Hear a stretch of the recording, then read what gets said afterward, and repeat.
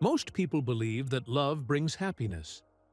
They search for the right person, the right connection, the right feeling, believing that once love finally works, happiness will follow. But what if this belief is the very reason so many people feel disappointed, exhausted, or lost in relationships? According to Carl Jung, love was never meant to make you happy in the way modern culture promises. It was never designed to save you, complete you, or rescue you from inner emptiness. Love has a different function, a deeper one.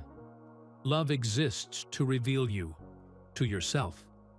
This is why some relationships feel intoxicating but leave you empty afterward, why others are painful, confronting, and uncomfortable, yet strangely meaningful, and why chasing love so often leads people farther away from lasting happiness.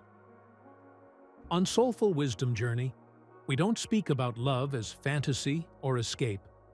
We explore love as a psychological experience, one that either keeps you unconscious or slowly leads you toward wholeness.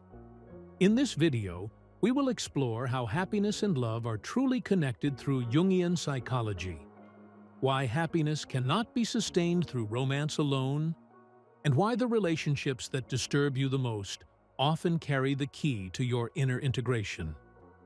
As you listen, you may begin to notice something subtle, that happiness does not grow louder with intensity, drama, or passion. It grows quieter, more grounded, more stable. And if you feel like this idea resonates, if you feel like peace is found not through stronger efforts, but through deeper listening, you might want to explore the gentle Jungian psychological practice linked in the video description. Jungian practice for quiet happiness. Small steps. Deep change. This is not another program telling you how to fix yourself. It is a slow return to your inner world, designed for emotionally tired minds and sensitive hearts. You can explore it in your own time, at your own pace, whenever it feels right. And stay with me until the very end of this video. Because there is one quiet Jungian truth that most people never hear. Happiness does not appear when love finally works. It appears when love no longer carries the burden of saving you. Once you understand this, love stops being a chase, and happiness stops being fragile. 1. Happiness is not found in another person. It is activated through them. One of the most persistent illusions about love is the belief that another person is meant to bring us happiness. From an early age, we are taught, subtly or directly, that fulfillment arrives when we finally meet the right partner. Love becomes a promise of rescue, a solution to inner emptiness, a destination where happiness supposedly waits. But according to Carl Jung, this belief misunderstands the true psychological function of love. Happiness is not something another person can give you. It is something that already exists within the psyche, waiting to be awakened. Jung saw love not as a source of happiness, but as a catalyst. Another person does not create your happiness. They activate parts of you that were previously dormant, hidden, or unconscious. Through attraction, intimacy, and emotional resonance, love brings inner material to the surface, both light and shadow. This is why love can feel so powerful. Not because the other person contains happiness, but because they unlock it within you. When someone makes you feel alive, inspired, or deeply seen, it is tempting to believe that these feelings belong to them. But psychologically, they belong to you. The other person simply opened the door. Problems begin when we forget this distinction. When happiness is outsourced to another, love becomes fragile. Fear of loss intensifies. Attachment turns into dependency. And the relationship quietly carries a burden it was never meant to hold: the responsibility for your inner state. Jung believed that mature love begins with this realization. What you feel in love reveals your inner world, not the other person's power over you. True happiness grows when we reclaim what love awakens instead of clinging to the person who triggered it. Love then becomes a meeting of two inner worlds, not a transaction of emotional survival. In this way, love does not complete us, it activates us. And happiness begins not when someone enters our life, but when we take responsibility for what their presence awakens within us. 2. Love is a mirror of the psyche. One of the most challenging ideas in Jungian psychology is the understanding that love does not show us another person as they truly are. Instead, love reflects our own inner world back to us. According to Carl Jung, when we fall in love, we rarely encounter the other person directly. What we encounter is a psychological image, a reflection shaped by our desires, wounds, unmet needs, and unconscious expectations. Love becomes a mirror in which the psyche reveals itself. This is why love feels so deeply personal. Not because the other person is extraordinary, but because they touch something intimate within us. What we admire in another often represents qualities we have not yet fully lived ourselves. What irritates, hurts, or angers us frequently points to parts of our psyche we have disowned or repressed. Love magnifies both attraction and conflict because it brings the unconscious closer to the surface. In this sense, relationships are not random. They are psychologically precise. When we experience intense joy and love, the mirror shows us inner vitality longing for expression.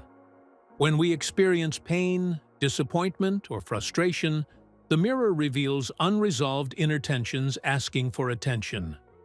Love does not invent these experiences, it exposes them. This is also why blaming the other person rarely leads to happiness.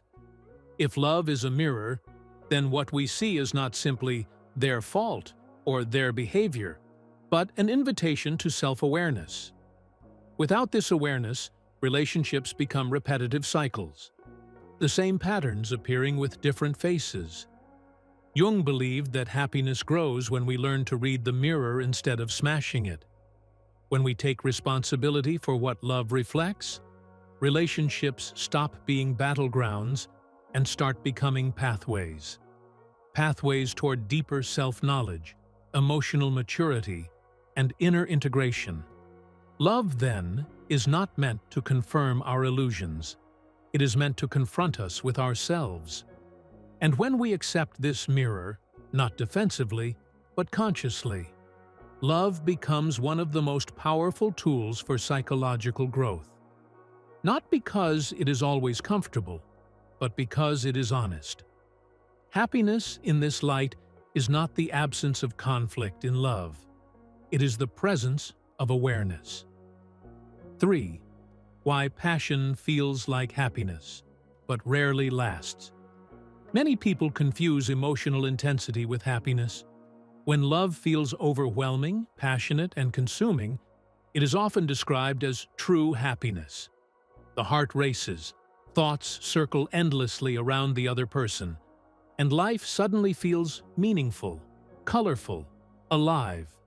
But according to Carl Jung, this intensity is not a reliable sign of happiness. It is a psychological event. Powerful, yes, but temporary. Jung explained that early romantic passion is often driven by unconscious inner images rather than by the real person in front of us.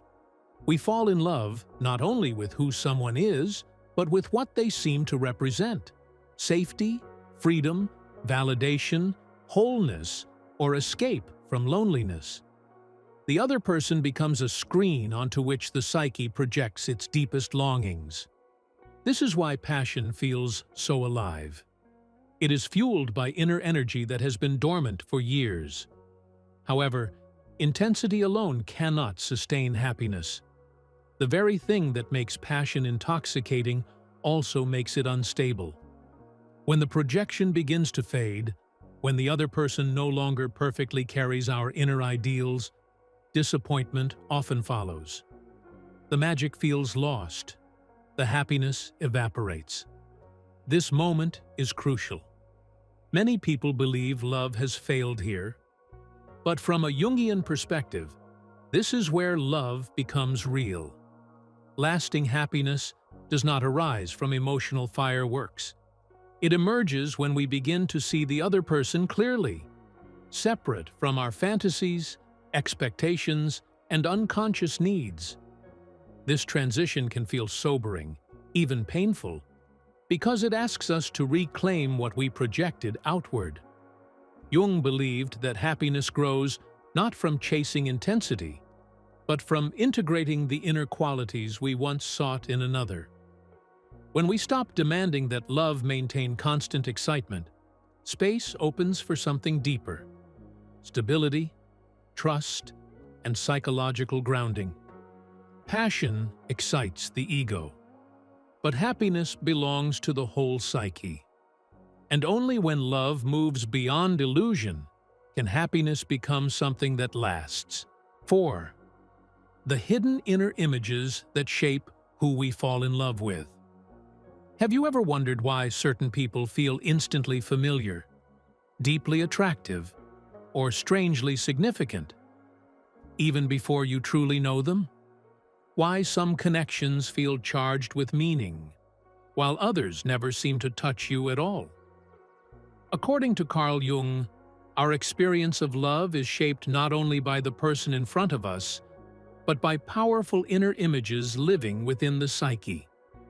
These inner figures influence who attracts us, how love feels, and what we expect from relationships, often without our awareness. From a Jungian perspective, each person carries an unconscious image of the other within themselves.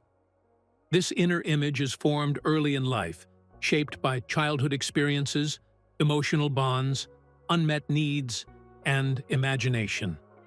When we fall in love, we are often responding to how closely another person matches this inner picture, not to who they truly are. This is why love can feel magical at first. It feels like recognition. The other person seems to understand us intuitively. They appear to complete something missing inside. But what is actually happening is an inner encounter. The psyche recognizes its own image reflected outward. The danger arises when we mistake this inner image for reality. When love remains unconscious, we expect the other person to embody our inner ideal permanently.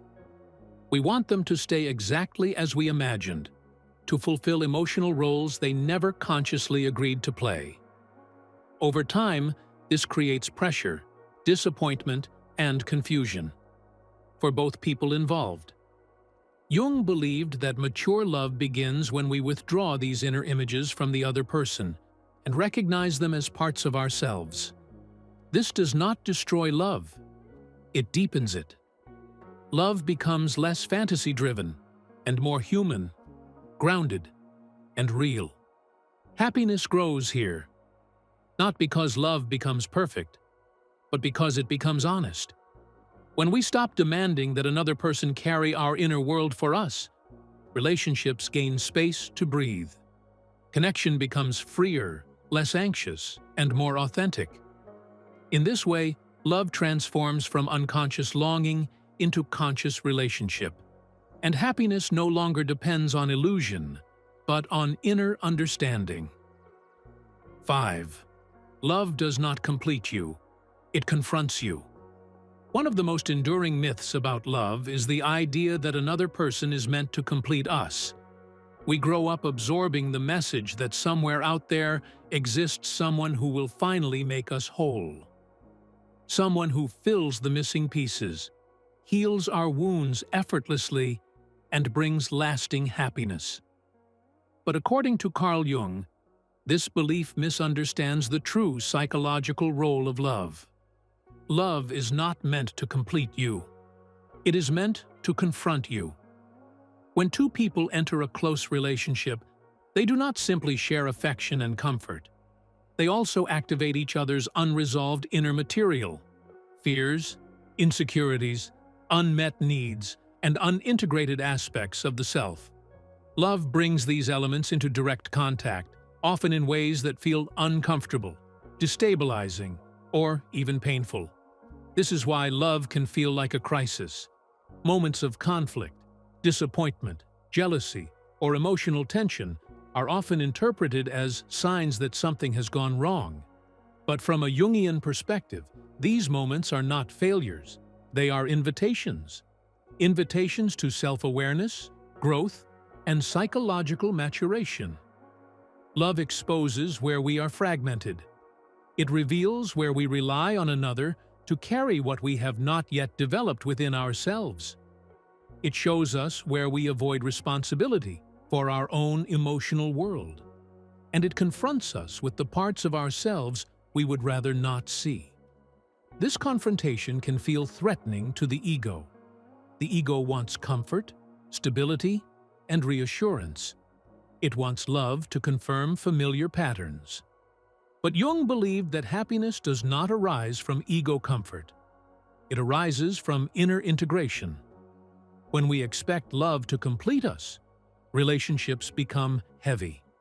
The other person is asked to serve as healer, parent, savior, and source of meaning all at once. Over time, this expectation suffocates connection and erodes happiness. But when we understand love as confrontation rather than completion, something shifts. Love becomes a space for truth instead of fantasy. Conflict becomes a teacher instead of a threat. And happiness emerges not because life becomes easier, but because we become more whole. In this way, love does not save us from ourselves. It brings us face to face with who we truly are. And that confrontation, difficult as it may be, is often the doorway to a deeper, more stable happiness. 6. True happiness grows when you become yourself, not when you fall in love. Many people expect love to be the main source of happiness. Romance becomes the central focus of life, while inner development quietly fades into the background. When relationships work, happiness seems possible. When they fail, happiness appears to disappear with them. But according to Carl Jung, happiness was never meant to depend on romance alone. Jung believed that lasting happiness emerges when a person becomes more fully themselves, when inner life grows coherent, honest, and integrated. Love can support this process, but it cannot replace it. This is where many people feel confused. They seek happiness through relationships while neglecting their inner world. They hope that being loved will bring clarity, purpose, and emotional stability. But without inner grounding, love often becomes unstable. Not because love is flawed, but because it is asked to carry too much weight. True happiness grows inwardly before it can be shared outwardly. When a person is disconnected from themselves, love turns into compensation. Romance becomes a way to escape emptiness, silence, or unresolved inner conflict. At first, this feels fulfilling, but over time, the relationship begins to strain under expectations it was never meant to fulfill. Jung believed that happiness stabilizes when a person takes responsibility for their inner life, thoughts, emotions, values, and shadow. This inner work is not dramatic. It is often quiet, slow, and invisible to others, but it changes everything.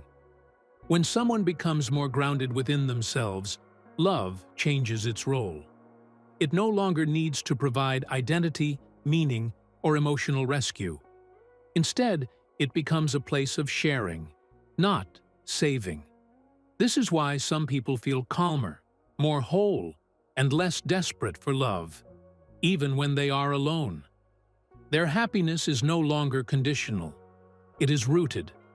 Love then becomes a companion on the path, not the destination itself. In this sense, happiness does not arrive through romance.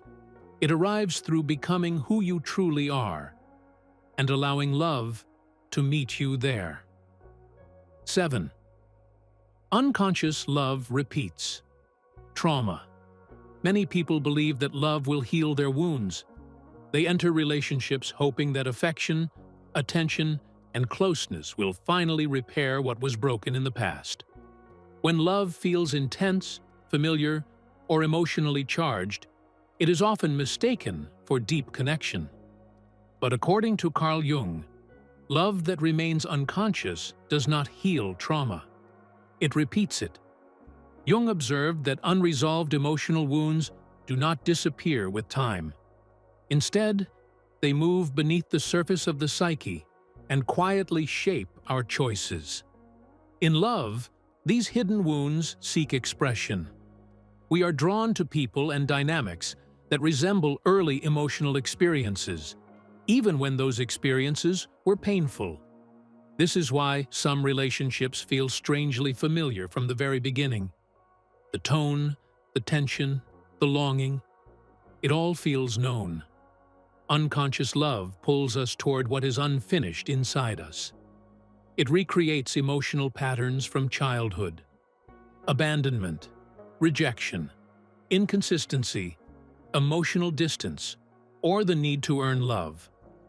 The psyche is not trying to punish us. It is trying to resolve something that was never completed. However, without awareness, this repetition becomes suffering. Partners begin to play roles they never chose. One becomes the pursuer, the other the withdrawer. One carries emotional need, the other emotional power. The relationship starts to feel less like a meeting of two adults and more like a reenactment of an old emotional story. Jung believed that healing begins with consciousness. When we become aware of our patterns, love changes its direction. Instead of acting out old wounds, relationships become places where those wounds can finally be seen, named, and integrated. This does not mean love becomes easy, but it becomes meaningful. Happiness cannot grow where trauma remains unconscious. But when awareness enters love, repetition slowly gives way to choice. In this way, love stops being a replay of the past and becomes an opportunity for transformation. Not because another person heals us, but because we finally meet ourselves with honesty and responsibility. 8. Conscious love creates psychological safety. Many people associate love with intensity, passion, emotional highs, dramatic conflict, and constant reassurance. These experiences are often mistaken for depth. But according to Carl Jung, true psychological depth in love does not come from intensity. It comes from safety. Conscious love creates a sense of inner stability that allows the psyche to relax. When love is conscious, the nervous system is no longer in constant alert, scanning for abandonment, rejection, or emotional threat. Instead, a quiet trust begins to form. This kind of love does not demand constant proof. It does not rely on anxiety to stay alive. Jung believed that psychological safety is essential for integration. Without it, the psyche remains defensive. When we feel unsafe in love, we protect ourselves through control, withdrawal, emotional testing, or unconscious power struggles. These behaviors are not signs of love. They are signs of fear. Conscious love works differently. It allows space for honesty without punishment. It makes room for vulnerability without exploitation. It creates a relational field where both people can exist as they are, without performance, manipulation, or emotional survival strategies. This safety does not mean the absence of conflict. It means the presence of respect and containment. When love becomes conscious, conflict is no longer experienced as a threat to the relationship's existence. It becomes something that can be faced, discussed, and integrated. Partners are no longer enemies defending fragile egos. They are collaborators exploring shared reality. Happiness grows here because the psyche no longer needs to remain tense. Jung understood that lasting happiness requires inner calm, not emotional stimulation. When love provides psychological safety, energy previously spent on fear and defense becomes available for growth, creativity, and genuine connection. This is why conscious love often feels quieter than dramatic romance. But it is also deeper, more stable, and more nourishing. In conscious love, happiness does not come from excitement. It comes from the relief of being able to rest, emotionally, psychologically, and internally, in the presence of another. 9. Love without self-connection leads to dependency. Love can feel nourishing, supportive, and expansive, but it can also quietly turn into dependency. The difference does not lie in how intense the feelings are, but in whether a person remains connected to themselves within the relationship. According to Carl Jung, when the connection to the inner self is weak, love is often used as a substitute for inner grounding. Instead of relating from wholeness, a person begins to relate from need. Dependency does not always look dramatic. It often appears as emotional fusion, fear of separation, loss of boundaries, or the belief that happiness cannot exist without the other person. When self-connection is absent, love becomes the primary source of regulation. Mood, self-worth, and inner stability begin to depend on the partner's presence, attention, or approval. The relationship quietly carries the weight of identity, meaning, and emotional survival. Jung believed that this dynamic creates imbalance. The partner becomes less a person and more a function. They are unconsciously expected to soothe anxiety, fill emptiness, and maintain emotional equilibrium. Over time, this pressure suffocates love rather than sustaining it. Dependency also distorts perception. Fear of loss leads to control, people-pleasing, emotional withdrawal, or silent resentment. Love no longer flows freely. It tightens. Happiness cannot grow in this space. True love requires two selves, not one fused system. It requires the ability to remain inwardly anchored, even when the other is distant, imperfect, or unavailable. This inner anchoring does not weaken love. It strengthens it. When self-connection is restored, love changes its tone. Attachment becomes choice rather than necessity. Closeness becomes sharing rather than clinging. Jung understood that happiness depends on inner autonomy. Without it, love becomes a survival strategy.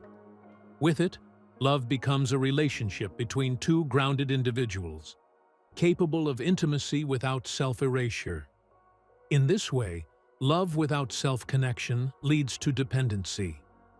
But love rooted in inner presence creates freedom.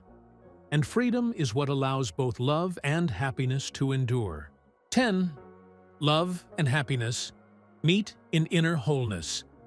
After exploring love through intensity, illusion, trauma, safety, and dependency, Jungian psychology leads us to one quiet conclusion. Love and happiness do not truly meet in another person. They meet within.